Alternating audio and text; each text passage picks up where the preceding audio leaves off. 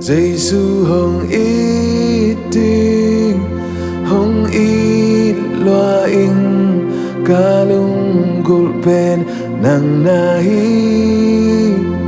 Zeisu HOIHNA HOIHNA LUNGNGAIH Nangkong deihna lian pene Dikding huih nongkop sung in KHA'N khempeuh sitlo in biakpiak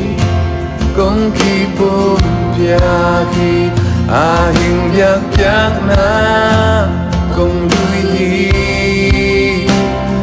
lungtang nang ading kisay na HOIHNA lunggngaih jangin Kongit na khang semsem topa gaghan ng hongngai tao deihna Zeisu HOIHNA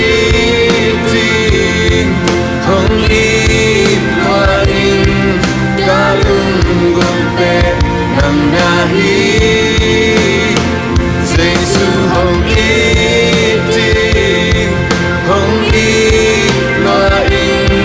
Nangkong deihna lian pene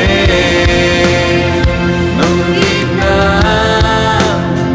katel semsem kaduamna kitui loang deni nong hehna katel semsem na HOIHNA sembi Zeisu HOIHNA kalunggul pen nangnahi Zeisu HOIHNA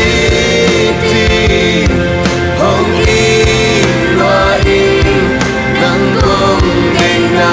lian pene Zeisu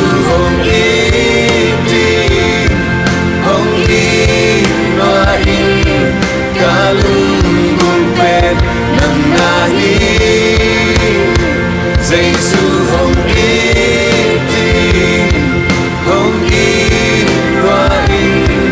nangkong deihna lian pene Zeisu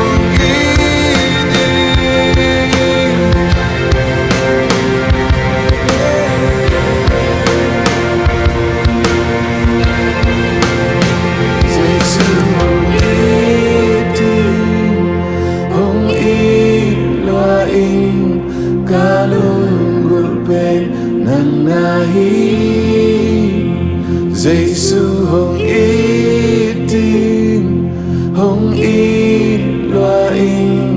nangkong deihna lian pene